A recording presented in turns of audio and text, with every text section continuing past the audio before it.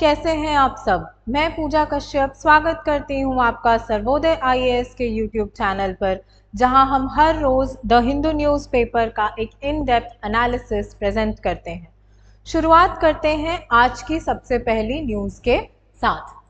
तो पहला जो न्यूज़ है हमारा वो है union cabinet gives go ahead to increasing MSP of 14 kharif crops. 14 जो अभी खरीफ सीजन जो है वो स्टार्ट हो चुका है, तो जो सोइंग सीजन होता है उसके पहले जो अगर खरीफ जो एमएसपी होती है उसको अगर इंक्रीज करना होता है तो उसका डिसीजन सोइंग सीजन के पहले लिया जाता है।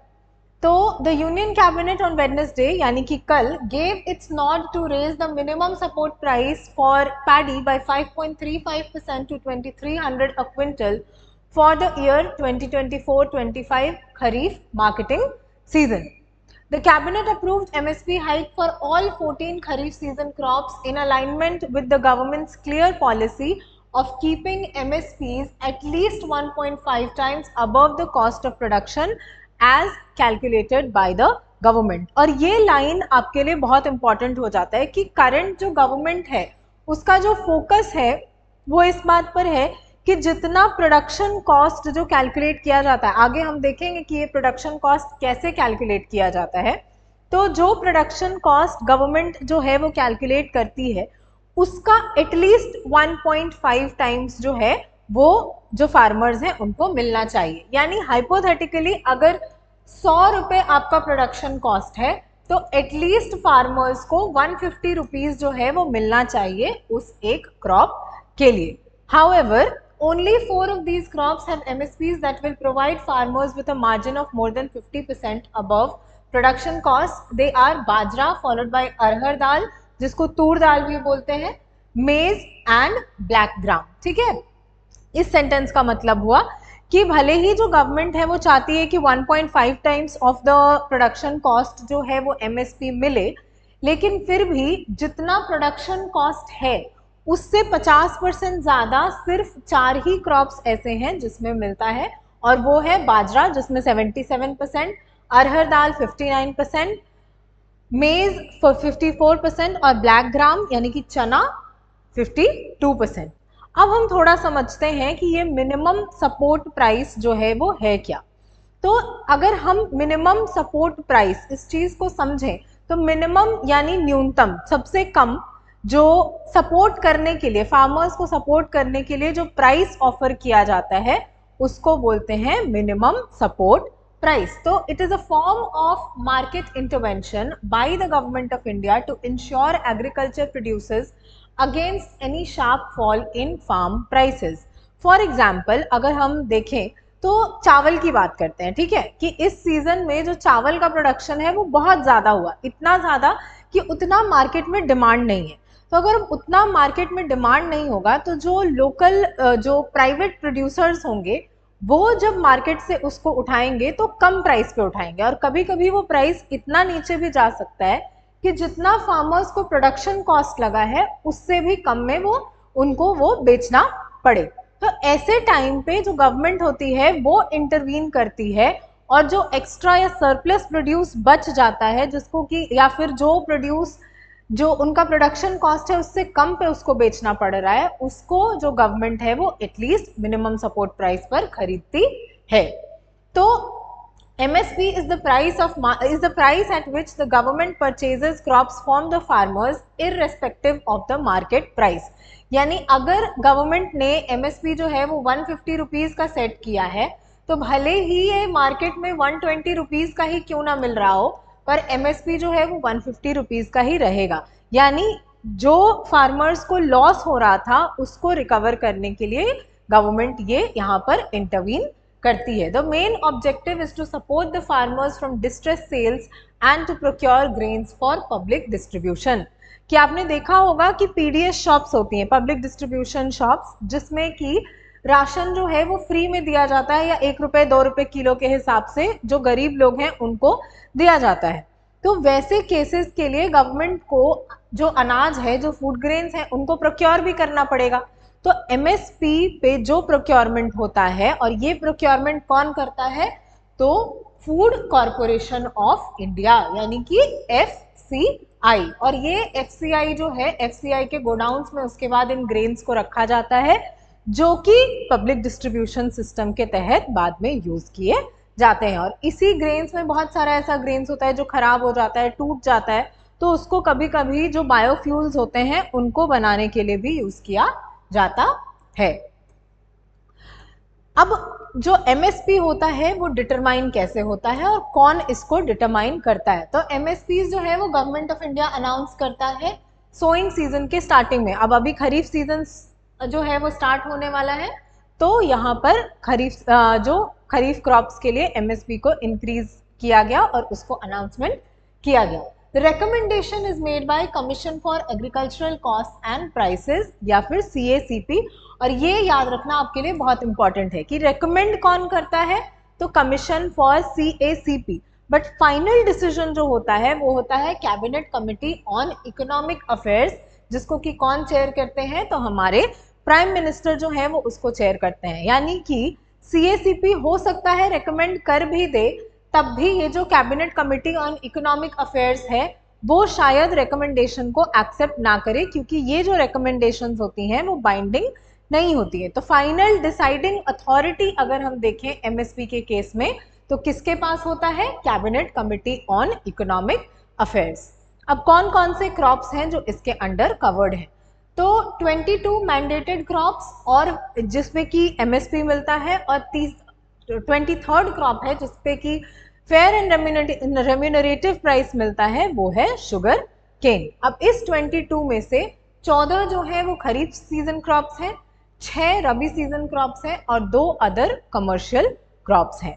अब पहले हमने बात करी थी प्रोडक्शन कॉस्ट के बारे में कि गवर्नमेंट का एम है कि जो MSP हम प्रोवाइड करते हैं वो at least 1.5 times of the production cost होना चाहिए। तो यहाँ पर अब 3 तरीके का प्रोडक्शन कॉस्ट होता है। पहला होता है A2, जो कि कवर करता है all paid out cost directly incurred by the farmer in cash and kind on seeds, fertilisers, pesticides, hired labour, leased in land, fuel, irrigation etcetera. यानी जितना भी कॉस्ट जो है वो फार्मर को लगता है उसको हम इंक्लूड करते हैं A2 में।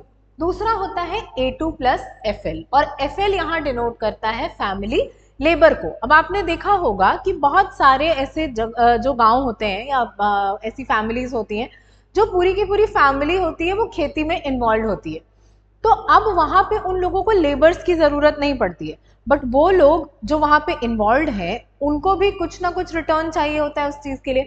अगर 4 भाई हैं और चारों मिलकर खेती कर रहे हैं तो उनका कुछ ना कुछ तो लेबर कॉस्ट ज़रूर है। अगर वो कहीं और जा करके यही काम करते तो उनको उसके लिए पेमेंट मिलती। तो वो होता है A2 प्लस FL, जिसमें कि अनपेड फैमिली लेबर का जो कॉस्ट होता है वो भी इंक्लूडेड होता है। और लास्ट जो होता है वो होता है C2. It is a more comprehensive cost that factors in rentals and interest for owned land and fixed capital assets on the top of A2 plus FL. यानी कि अगर जो लैंड है मेरे पास उसको मैंने रेंट किया होता तो उसका कितना कॉस्ट आता, जो कैपिटल एसेट्स है मेरे पास, फिक्स्ड एसेट्स, उसका कितना कॉस्ट आता उनको रेंट करने पर, वो सारे कॉस्ट को भी इंक्लूड करके C2 जो है वो बनाया जाता है। तो प्रेजेंट जो गवर्नमेंट है वो कौन से मेथड को फॉलो करती है, या प्रेजेंट जो MSP का सिस्टम है उसको कैलकुलेट करने के लिए तीनों में से कौन से प्रोडक्शन कॉस्ट को यूज किया जाता है और कौन सी कमिटी ने ये रेकमेंड किया था, ये आप मुझे कमेंट सेक्शन में बताइएगा। ठीक है, तो मिनिमम सपोर्ट प्राइस जो है उसमें कितने तरीके के क्रॉप्स कवर होते हैं, तो 7 यहाँ पर सीरियल्स होते हैं जिसमें कि पैडी, वीट, मेज, बाजरा, ज्वार, रागी और बार्ले आता है। 5 पल्सेस होते हैं जहाँ पे चना, अरहर या तूर, उड़द, मूंग और मसूर होता है। और 7 ऑयल सीड्स होते हैं जिसमें rape seed, mustard, groundnut, soybean, sunflower, sesame, safflower और नाइजर सीड। इसके अलावा 7, 5, 12 और 7 हो गया 19, और 4 कमर्शियल क्रॉप्स होते हैं जिसमें कॉटन, शुगर केन, कोपरा और रॉ जूट। ठीक है, तो इसके अलावा ये जो 23 हो गया, अब इसी में ये जो शुगर केन होता है इस पे आपको मिलता है फेयर एंड रेम्यूनरेटिव प्राइस, वो भी MSP ही है, बस उसका नाम थोड़ा अलग है, थोड़े बहुत टेक्निकल डिफरेंसेस जो हैं बट उतना आपके लिए मैटर नहीं करता है। बस ये जान लीजिए कि शुगर केन पे जो MSP दिया जाता है उसको हम FRP या फेयर एंड रेम्यूनरेटिव प्राइस जो है वो बोलते हैं। ठीक है, अब बढ़ते हैं हमारे नेक्स्ट न्यूज पर। यहां बात हो रही है India US working to scale up partnership on critical minerals.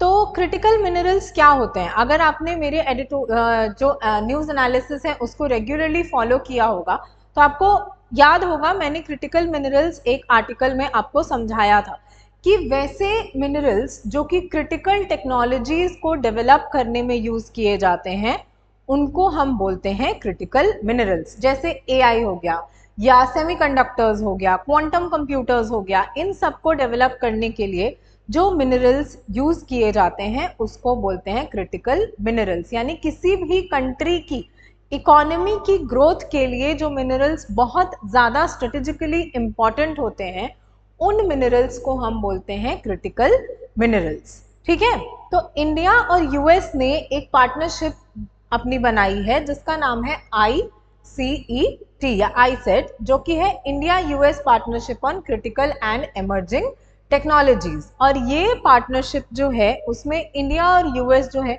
दोनों मिल करके क्रिटिकल मिनरल्स में इन्वेस्टमेंट कर रहे हैं ताकि उसको और ज़्यादा अच्छे से डेवलप किया जा सके। तो अगर हम एग्जाम्पल देखें क्रिटिकल मिनरल्स का तो सबसे पहला नाम जो हमारे दिमाग में आएगा वो हो जाएगा सिलिकॉन।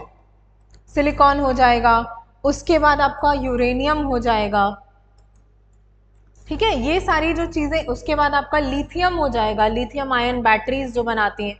तो ये सारी चीज़ें जो हैं वो क्रिटिकल मिनरल्स में आती हैं। तो अभी हमने देखा कि इंडिया और US जो है they are looking to quickly conclude a bilateral agreement on furthering cooperation on critical minerals between US Department of Commerce and the Indian Ministry of Commerce and Industry and the Ministry of Mines to drive a partnership in supply chains for graphite, gallium और germanium, GGG 3G। तो हो सकता है आपसे generally UPSC में तो नहीं पूछेगा बट स्टेट PCS में हो सकता है कि इंडिया और जो US की critical and emerging technologies partnership है उसमें कौन से 3 मिनरल्स पे फोकस किया गया है उसके बारे में आपसे पूछ ले।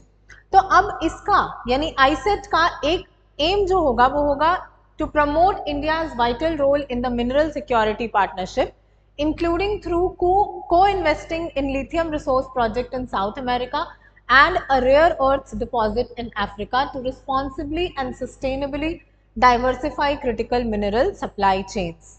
ठीक है, तो इंडिया की टेक्नोलॉजी को और ज़्यादा डेवलप करना, क्योंकि इंडिया में जो टैलेंट रिक्वायर्ड टैलेंट पूल है वो अवेलेबल है और US जानता है कि इंडिया में इन्वेस्ट करने का मतलब है कि वो इन्वेस्टमेंट फ्रूटफुल होगी।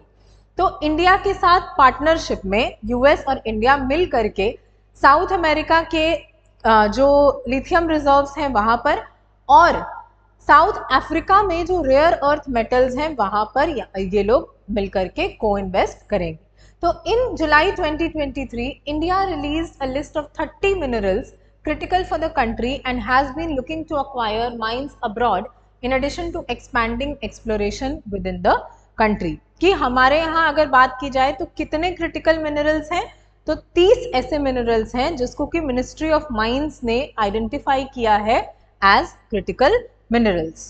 To enable this, the Mines and Minerals Development and Regulation Act 1957 was amended through the MMDR Amendment Act 2023। इसके पहले इंडिया में ऑफिशियली क्रिटिकल मिनरल्स को लेकर के कुछ खास इनिशिएटिव नहीं लिया गया था। अब यहाँ पर एक चीज तो और आती है फिर कि ये कर कौन रहा है। अगर ये जो बाहर हम इन्वेस्टमेंट्स करना चाहते हैं रिलेटेड टू क्रिटिकल मिनरल्स तो वो किसके थ्रू हम करते हैं, तो वो करने के लिए इंडिया ने एक अपना ऑर्गेनाइजेशन बनाया है जिसका नाम है काबिल। काबिल यानी कि खनिज विदेश इंडिया लिमिटेड। तो India has incorporated a joint venture company खनिज विदेश India limited with equity contribution from 3 central public sector enterprises. ये बहुत इंपॉर्टेंट है आपके लिए, स्टेट PCS के लिए खास करके ऐसे क्वेश्चंस जो हैं ट्विस्टेड थोड़े से, जो आपको जनरली मिलते नहीं है, जनरली पढ़ते वक्त आप इन सब चीज़ों को इग्नोर कर देते हैं, तो उसको आप ध्यान में रखिए कि खनिज विदेश इंडिया लिमिटेड जो है वो 3 PSEs के कंट्रीब्यूशन से बना है, जो कि है नेशनल एल्यूमिनियम कॉरपोरेशन लिमिटेड, दूसरा है हिंदुस्तान कॉपर लिमिटेड और तीसरा है mineral exploration and consultancy limited. और इनका काम क्या है?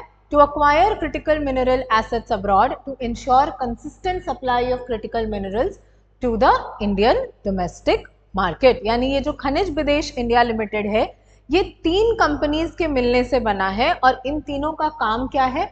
तो फॉरेन कंट्रीज में क्रिटिकल मिनरल्स की सप्लाई चेन्स को अक्वायर करना, ताकि इंडिया में जो क्रिटिकल मिनरल्स हैं उनकी सप्लाई बनी रहे। तो अब कहाँ कहाँ अभी तक ये लोग इन्वेस्ट कर चुके हैं? तो KABIL is presently exploring to acquire critical mineral assets like lithium and cobalt in Australia, Argentina and Chile. तो अब थोड़ा सा हम समझते हैं कि ये जो आईसेट या फिर India US partnership initiative on critical and emerging technologies जो है वो एग्जैक्टली में है क्या। हो सकता है आपसे ये फुल फॉर्म पूछ ले, कभी कभी ऐसे छोटे छोटे सवाल भी पूछे जाते हैं। It is a significant framework for collaboration between India and the United States in the field of advanced and emerging technologies, जिसका aim है to enhance the strategic partnership between India and the US by focusing on critical and emerging technologies। और ये जो है वो closer cooperation establish करता है नए टेक्नोलॉजीज जैसे कि AI, quantum computing, advanced telecommunications, biotechnology, semiconductors और डिफेंस टेक्नोलॉजी में। और इसको लॉन्च कब किया गया था? तो इसको लॉन्च किया गया था 2022 में, जब दोनों कंट्रीज की बायलैटरल समिट जो है वो हुई थी। ठीक है, तो अब यहाँ से हमने क्या सीखा? नई चीजें जो हमने सीखी वो थी iCET, India US initiative on critical and emerging technologies. उसके बाद हमने देखा कि क्रिटिकल मिनरल्स क्या होते हैं। 30 ऐसे मिनरल्स हैं जिनको MMDR अमेंडमेंट एक्ट के थ्रू लाया गया है। उसके बाद हमने देखा कि जो ऑर्गेनाइजेशन या जो ग्रुप है जो बाहर की कंट्रीज में इंडिया के लिए क्रिटिकल मिनरल्स के रिसोर्सेज को अक्वायर करता है, उस ग्रुप का नाम है खनिज विदेश इंडिया लिमिटेड या काबिल, जो कि 3 अलग अलग ऑर्गेनाइजेशंस या सेंट्रल पब्लिक सेक्टर एंटरप्राइजेस के मिलने से बना है। ठीक है, तो ये सारी चीजें हमारे लिए इंपॉर्टेंट हो जाती हैं। अब बढ़ते हैं आगे की तरफ। तो नेक्स्ट जो आर्टिकल है वो है India to hold Kanishka memorial event as Canada mourns Nijjar. तो अभी ऐसा देखने को मिला कि कैनेडियन पार्लियामेंटेरियंस जो हैं उन्होंने हरदीप सिंह निज्जर की जो डेथ हुई थी अभी रिसेंटली 3-4 महीने पहले, उसको लेकर के बहुत शोक जताया है कि उसका इसके साथ कनाडा में गलत हुआ, उसका मर्डर हो गया या उसको मार दिया गया। इस बात को लेकर के कैनेडियन पार्लियामेंटेरियंस ने एक शोक सभा ऑर्गेनाइज करी। तो अब ये तब हुआ है जब अभी रिसेंटली G7 समिट के दौरान जो इंडियन प्राइम मिनिस्टर हमारे हैं मिस्टर नरेंद्र मोदी और जो कनाडा के प्राइम मिनिस्टर हैं मिस्टर जस्टिन ट्रूडो, उनके बीच में मुलाकात हुई। और उसके बाद ऐसी जो हरकत हुई है कनाडा के द्वारा, वो कहीं ना कहीं इस चीज़ को दिखाती है कि आगे चलकर भी इंडिया और कनाडा के जो रिलेशंस हैं वो ऐसे ही नीचे की तरफ जाएंगे और इनमें इम्प्रूवमेंट का जो स्कोप है वो धीरे धीरे करके खत्म हो जाएगा। तो हरदीप सिंह निज्जर जो हैं वो हैं कौन या थे कौन? तो हरदीप सिंह निज्जर एक खालिस्तानी सेपरेटिस्ट ग्रुप का लीडर था। और खालिस्तानी जो लोग हैं वो लोग क्या चाहते हैं?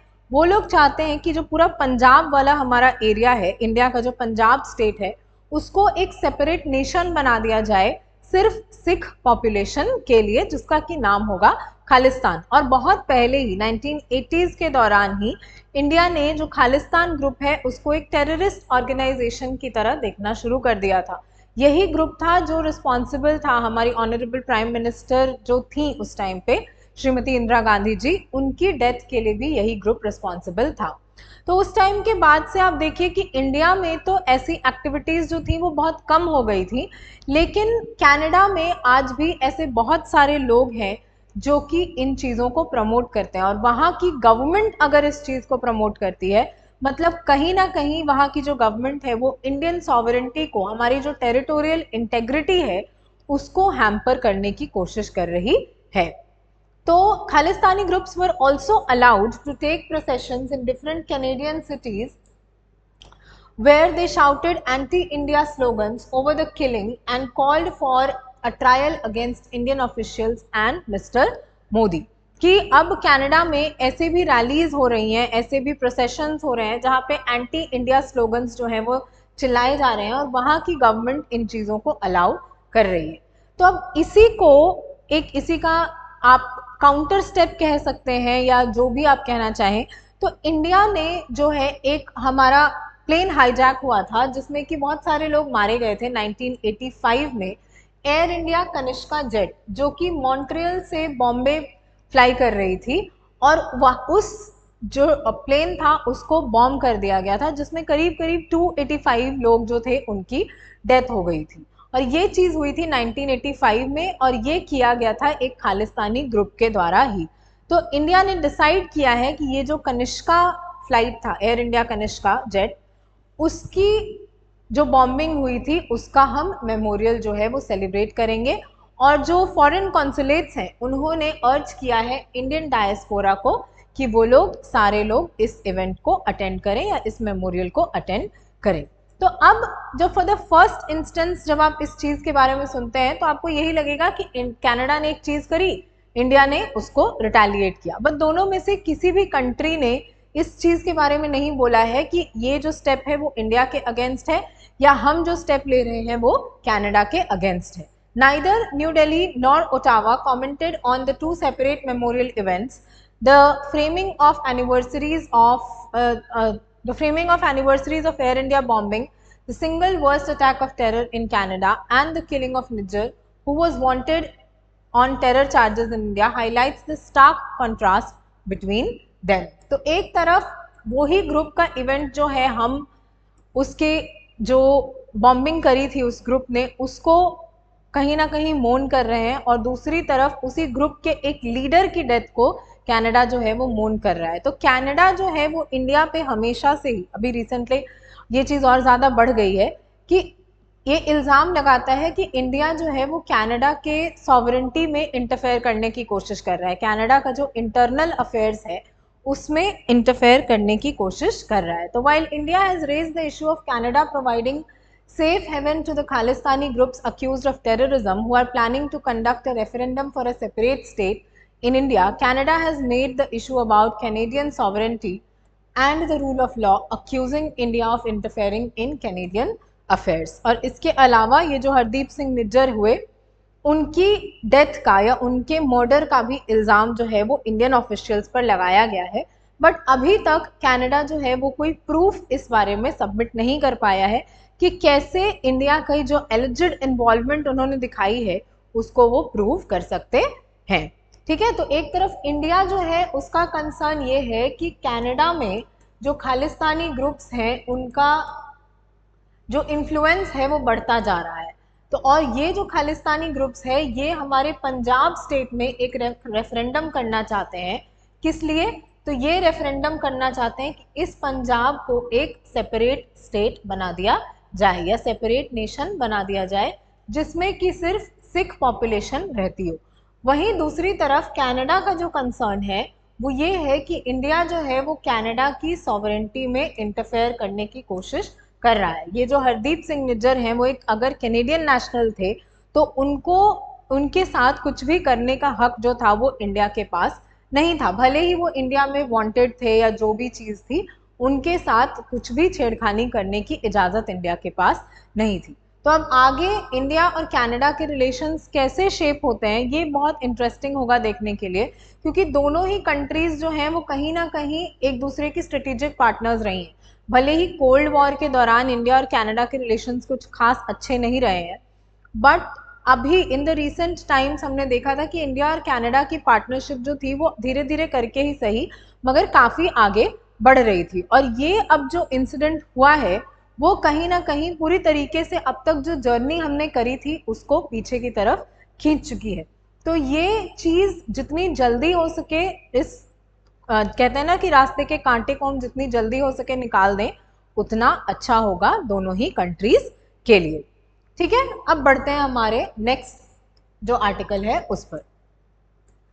India eyes breakthrough against sickle cell. तो यहाँ पर अब बात हो रही है कि इंडिया जो है वो एक ब्रेक थ्रू ट्रीटमेंट, यानी एक बहुत ही अच्छा ट्रीटमेंट जो कि अभी तक डेवलप नहीं हो पाया है, वो ऑलमोस्ट डेवलप कर चुका है। किस चीज़ के अगेंस्ट? तो सिकल सेल डिजीज के अगेंस्ट। तो India is getting closer to developing a gene therapy for the sickle cell disease, a genetic blood disorder with high prevalence rate among the scheduled tribes, officials of the Union Tribal Affairs Ministry said। और जो M Srinivas हैं,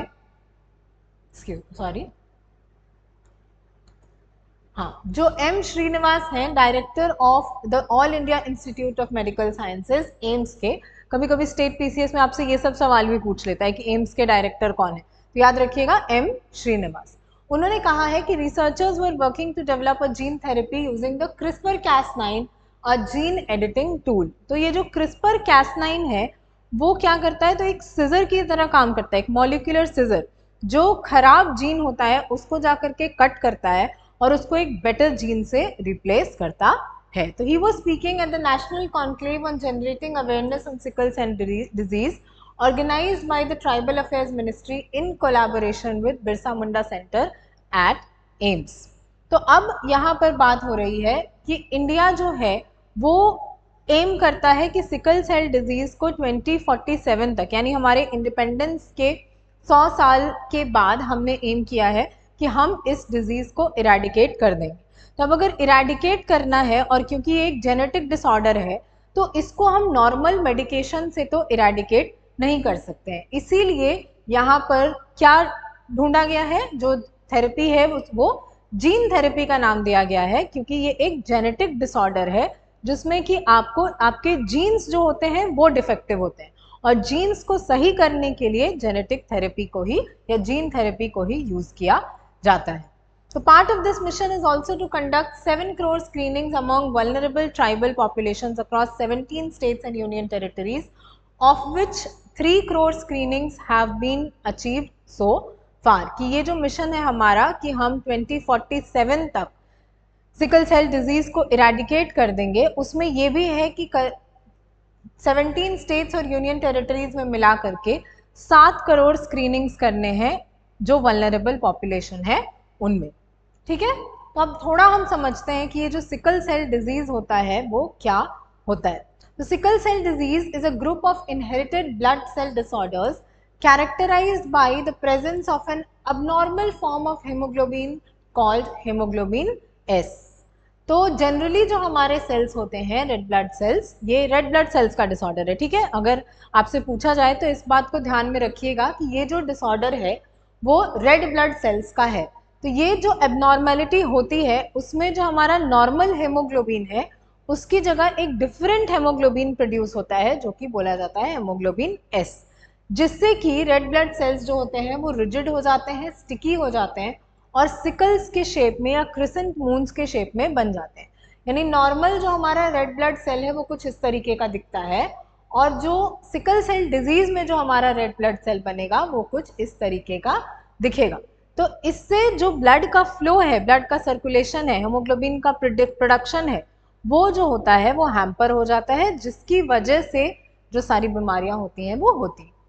So this abnormality in RBCs results in increased rigidity, impairing their ability to circulate effectively throughout the body.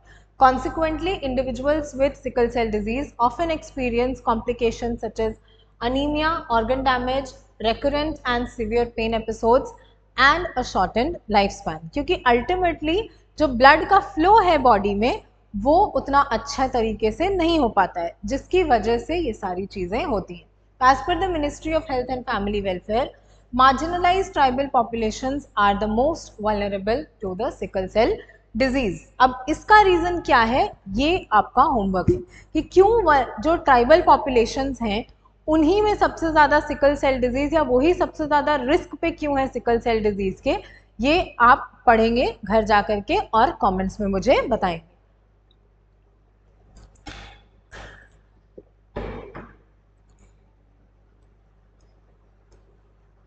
ये होता है sickle cell disease. ध्यान से देखिए, जो नॉर्मल ब्लड सेल्स हैं, नॉर्मल आरबीसीज जो है वो नॉर्मल प्लेट के शेप के हैं, गोल गोल शेप के हैं, और यहाँ पर आपको सिकल सेल्स जो हैं वो इस तरीके से दिख रहे हैं, जो कि एबनॉर्मल हेमोग्लोबिन फॉर्म करते हैं, जिसकी वजह से जो हमारे शरीर का ब्लड फ्लो होता है वो सही से नहीं हो पाता। और ये जो ब्लड सेल्स होते हैं ना, वो बहुत स्टिकी होते हैं।